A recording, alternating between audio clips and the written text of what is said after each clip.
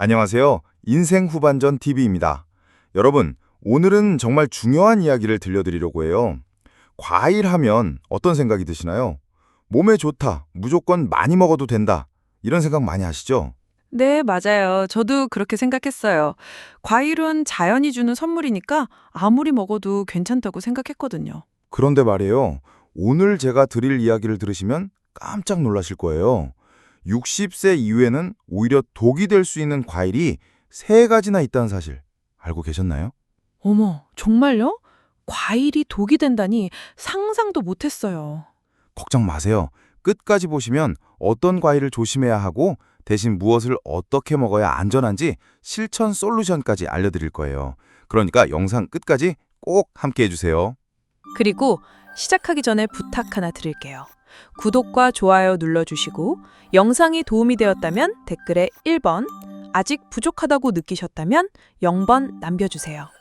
여러분의 참여가 저희에게 큰 힘이 됩니다. 사실 이런 반응이 너무 당연해요. 사람의 본능 자체가 달콤한 걸 좋아하도록 만들어졌거든요. 특히 나이가 들수록 입맛이 더 단 걸 찾게 되고요. 거기다 과일은 자연식품이니까 안전하다는 믿음까지 있잖아요. 그렇죠. 그런데 시청자분들 중에서도 아니, 과일은 비타민 덩어리인데 왜 나쁘다는 거야? 하고 의문을 갖는 분들 많으실 것 같아요. 정확히 그런 분들을 위해 준비했어요. 젊을 때는 맞는 말이에요. 하지만 60세를 넘어서면 우리 몸이 완전히 달라진다는 걸 모르시는 분들이 너무 많아요. 어떻게 달라지는 건가요? 바로 이 지점에서 우리가 놓치고 있는 게 있어요. 60세 이후엔 혈당 조절 능력, 신장 기능, 간 기능이 현저히 떨어지면서 똑같은 과일도 몸에는 독이 될 수 있거든요. 실제로 이런 일이 있었어요. 부상에 사시는 김순례 할머니, 67세 분인데요. 평소 건강을 위해서 매일 아침 바나나 2개씩 드셨대요. 그런데 어느 날 갑자기 가슴이 두근거리고 숨이 차서 응급실에 실려갔어요. 어머, 그래서 어떻게 되셨어요? 검사해보니 칼륨 수치가 정상보다 2배나 높았던 거예요. 바나나를 너무 많이 드셔서 생긴 고칼륨 혈증이었죠. 자칫하면 심정지까지 올 수 있는 위험한 상황이었어요. 그런 일이 바나나가 그렇게 위험할 줄은 몰랐어요. 이 할머니만의 이야기가 아니에요. 최근 5년간 과일 과다 섭취로 응급실에 실려온 60세 이상 환자가 300% 증가했다는 통계도 있거든요. 그럼 왜 이런 일이 벌어지는 건가요? 바로 여기에 핵심이 있어요. 우리 몸은 60세를 기점으로 완전히 달라져요. 먼저 대사 속도가 젊을 때의 70% 수준으로 떨어져요. 그리고 혈당을 조절하는 인슐린 반응도 둔해지고 신장과 간이 예전만큼 일을 못하게 되죠. 그러니까 같은 음식을 먹어도 몸에서 처리하는 능력이 달라진다는 말씀이시네요? 정확해요. 그래서 젊을 때는 괜찮았던 음식도 나이 들면 독이 될 수 있는 거예요. 특히 당분이 많은 과일들이 그래요. 그럼 이제 구체적으로 어떤 과일들이 위험한지 알아볼까요? 오늘 제가 말씀드릴 3가지는 바나나, 포도, 수박이에요. 어머, 정말 많이들 드시는 과일들이네요. 저도 이 3가지 다 좋아하는데 걱정이 돼요. 걱정하지 마세요. 위험하다고 해서 아예 먹지 말라는 건 아니에요. 다만 어떤 점이 위험한지 알고 어떻게 드셔야 안전한지 아는 게 중요해요. 첫 번째, 바나나부터 볼까요?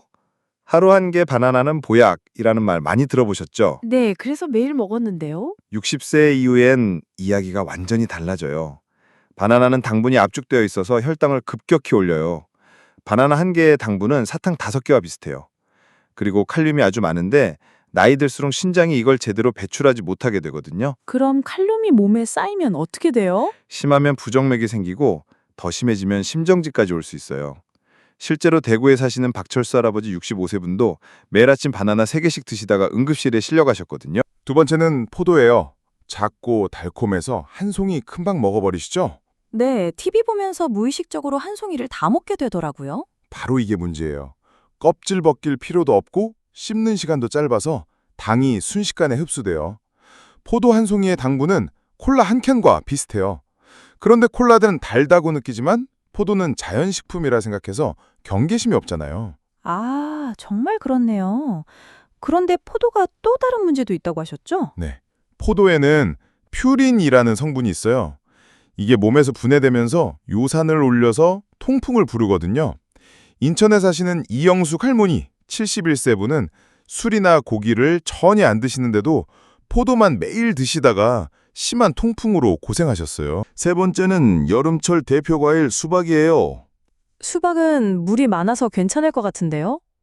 이게 함정이에요. 수박이 시원하고 수분이 많아서 갈증 해소에 좋다고 생각하시는데 수박의 당은 대부분 과당이에요. 이 과당은 간에서만 처리되는데 많이 먹으면 지방간으로 이어져요. 아, 그러면 수박을 많이 먹으면 간이 나빠진다는 말씀이세요? 정확해요. 특히 수박은 포만감을 주지 않아서 과식하기 쉬워요. 광주에 사시는 최명희 할머니 69세 분은 여름마다 수박 반 통씩 혼자 드셨는데 건강검진에서 지방간이 심하다는 진단을 받으셨어요. 여기서 중요한 건 이게 한 사람만의 이야기가 아니라는 거예요. 그럼 구체적으로 얼마나 위험한지 계산해 볼까요? 네, 궁금해요. 바나나 한 개는 밥 반 공기와 같은 열량이에요. 포도 한 송이는 앞서 말씀드린 대로 콜라 한 캔과 당분이 비슷하고요.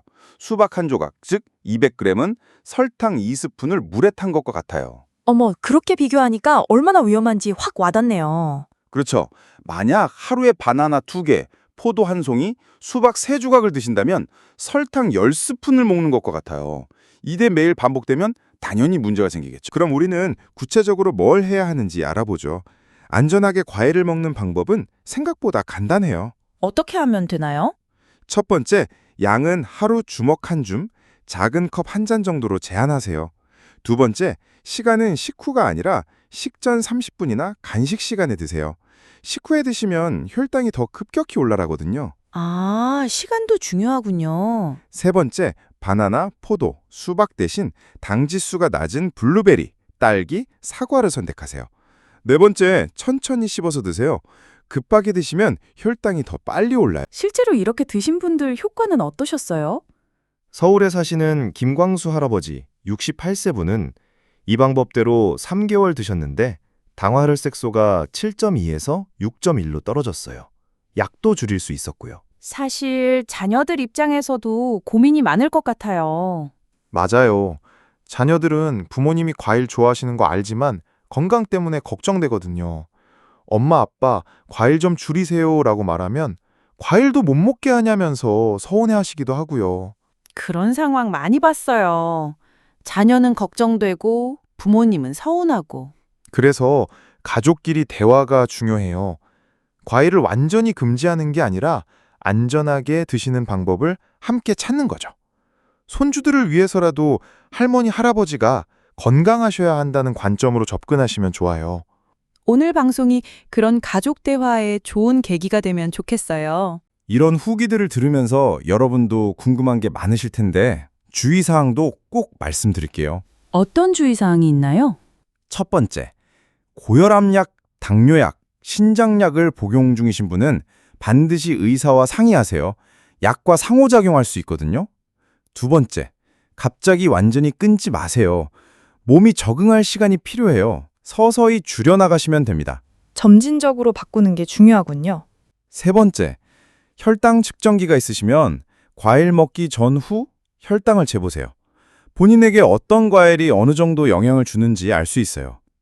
마지막으로 목마르다고 과일 주스로 수분 보충하지 마세요. 물이 가장 안전해요. 실제로 이렇게 실천하신 분들 이야기도 들어보고 싶어요. 대전에 사시는 박순자 할머니 73세 분은 매일 바나나 2개씩 드시다가 우리 방송 보시고 하루 반 개로 줄이셨어요. 3개월 후에 칼륨 수치가 정상으로 돌아왔다고 연락 주셨어요. 정말 다행이네요. 부산의 이철민 할아버지 66세 분은 포도 대신 블루베리로 바꾸셨는데 통풍 발작이 현저히 줄었다고 하시더라고요. 제주도의 김영희 할머니 70세 분은 수박 반통 드시던 걸 작은 접시 한 그릇으로 줄이셨는데 지방간 수치가 많이 좋아졌어요. 이런 성공 사례들을 들으니까 희망이 생겨요. 저도 오늘부터 바꿔봐야겠어요. 시청자분들이 자주 묻는 질문들 정리해 드릴게요.